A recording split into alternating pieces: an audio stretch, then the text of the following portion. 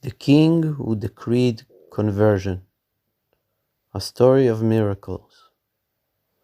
Once there was a king who decreed expulsion upon his country by way of forced conversion.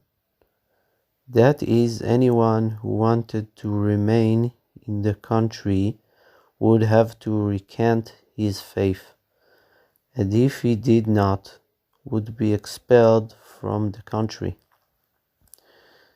Some gave up all their belongings and wealth and left in poverty in order to retain their faith and remain Jewish, but some of them were not willing to sacrifice their belongings and wealth, so they stayed there in a state of forced conversion.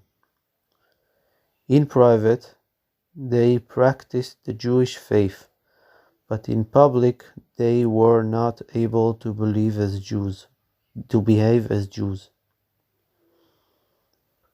The first king passed away, and his son became king.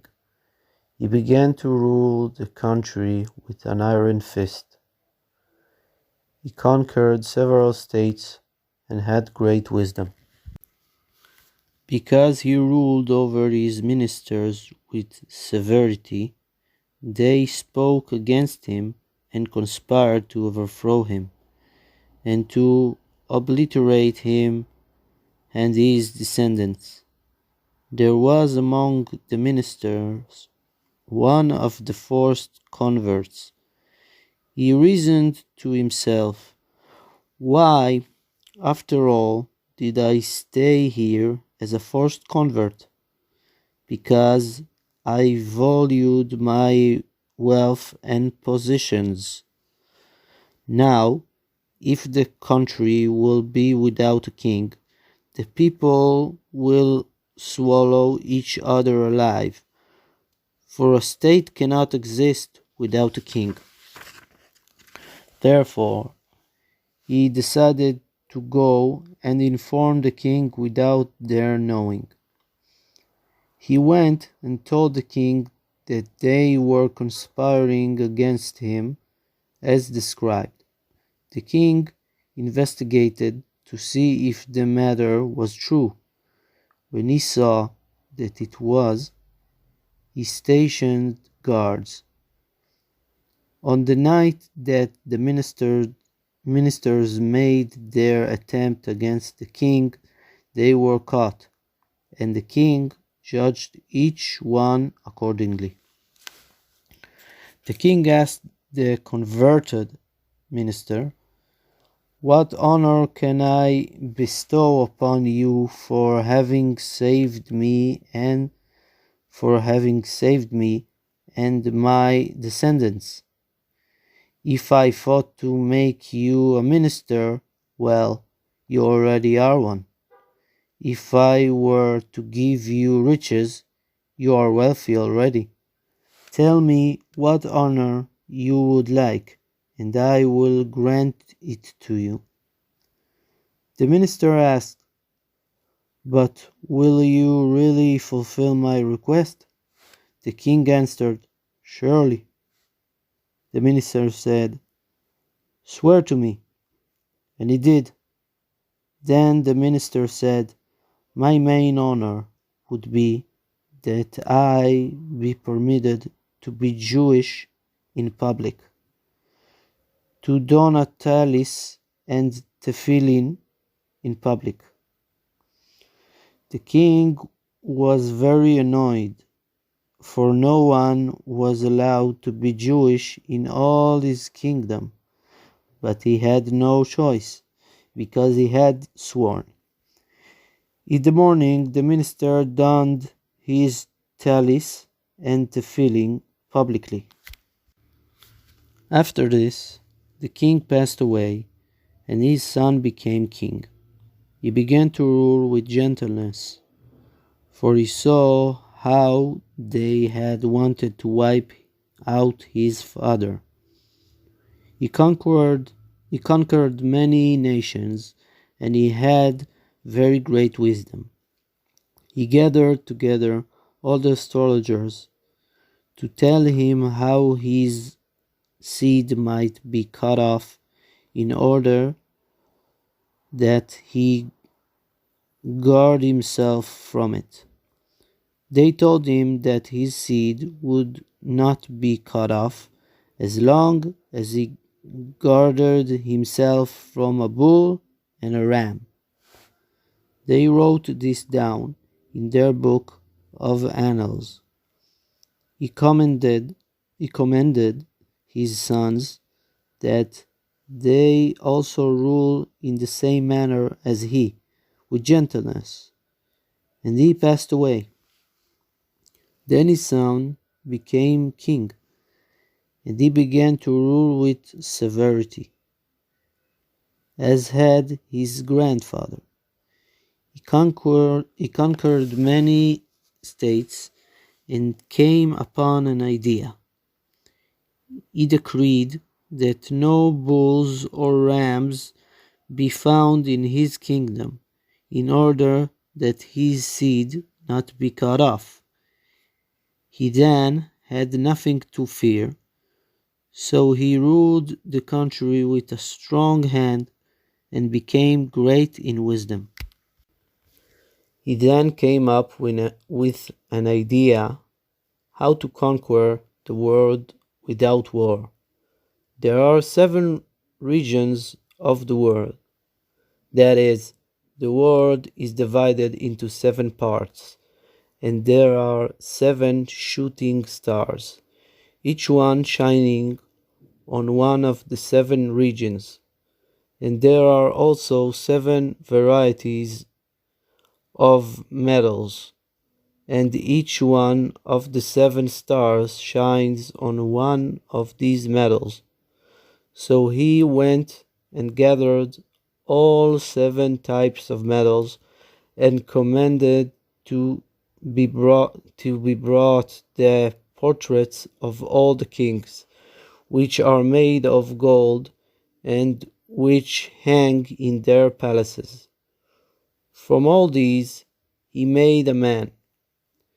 His head was of gold, his torso of silver, and so all the other limbs were of other metals.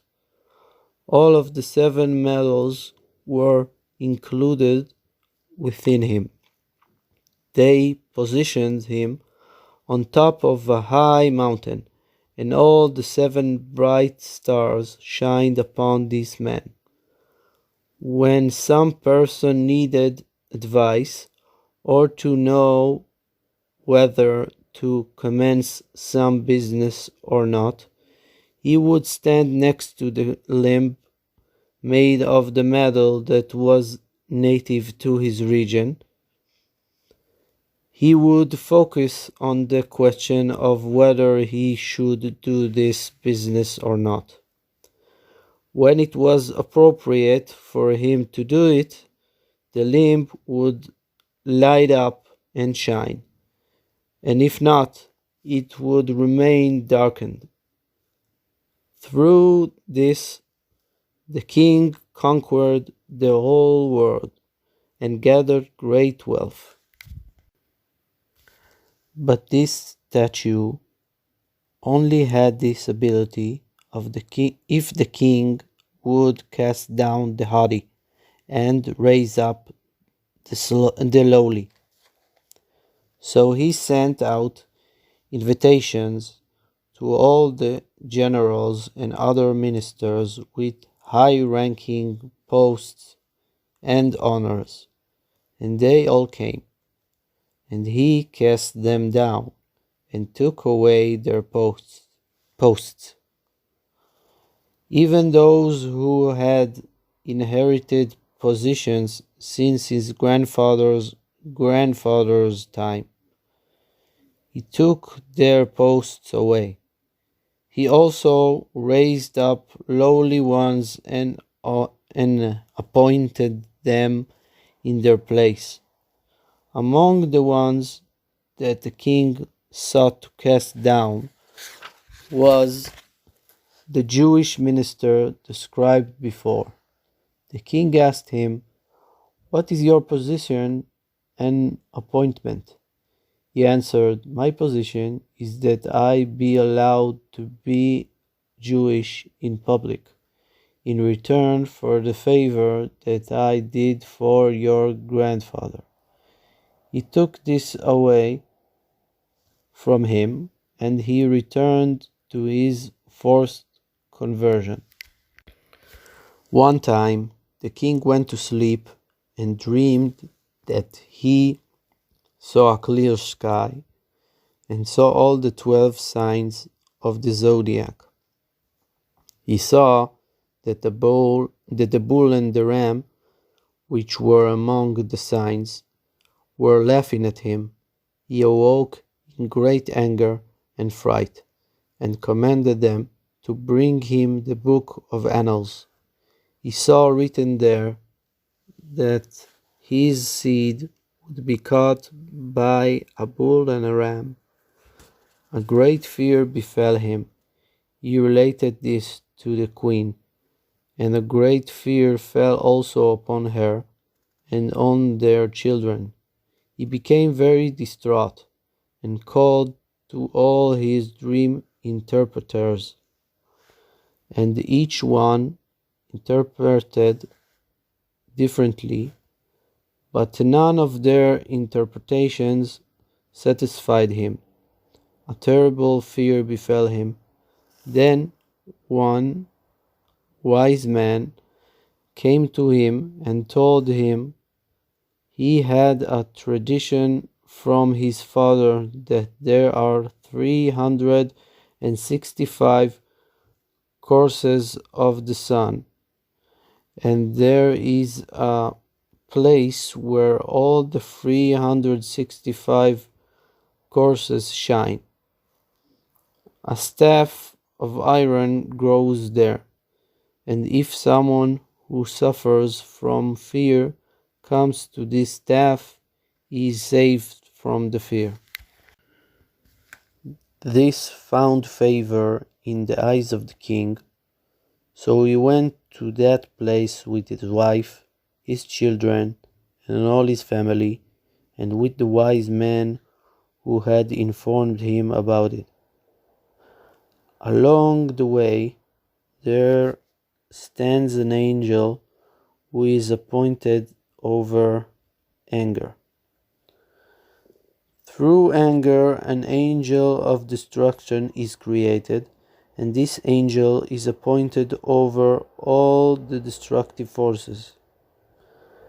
Those who travel there ask him the way, for there is a straight path before a man, and one filled with mud, and one filled with imperfections and potholes, and other various roads. There is also a road in which is a fire, 4 miles from which one is burned. The king asked him the way, and he directed them to the road with the fire. They went there. The wise man kept looking ahead to see whether they were coming to this fire, for he had tradition from his father that there is such a fire there. Presently he saw the fire, and he had saw that walking through it were kings and Jews wearing talis and tefillin. This was because in the countries of those kings dwelled Jews. Therefore, those kings were able to pass through the fire. The wise man said to the king, "Since I have a tradition from my father that 4 miles from the fire one is burned up, I would rather not come any closer." The king thought to himself, being that other kings were going through the fire, that he would try it as well. The wise man answered him, "I have the tradition handed down from my father, etc. Therefore I do not want to go. If you want to go, go." The king and his family went. The fire consumed them, and he and his seed were entirely cut off. When the wise man came back to his home, the ministers were dumbfounded, for the king had been protected from the bull and the ram. How could it be that he and his seed were destroyed? Then the converted minister spoke up and said, "It was because of me that he was cut off." The astrologers saw, but did not understand what they saw. With the skin of a bull, tefillin are made, and from the wool of a ram, the fringes of a talit are made. And it was because of them that he and his seed were cut off. Those kings in whose countries Jews live, who wore talis and tefillin, went through the fire with no harm at all.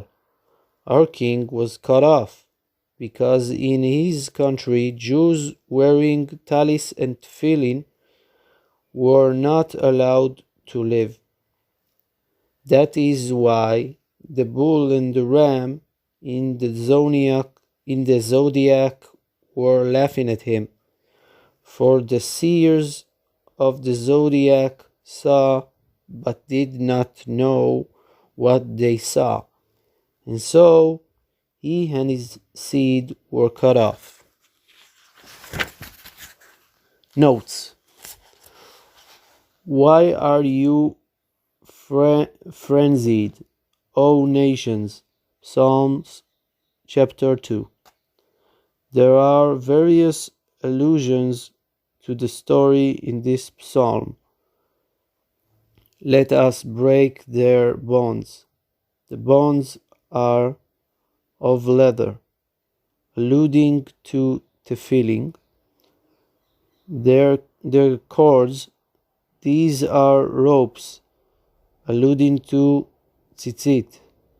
The nations desired to do away with the holy customs of Israel. He who sits in the heavens laughs, for the bull and the ram, then ram in the firmament laughed at the Gentile king.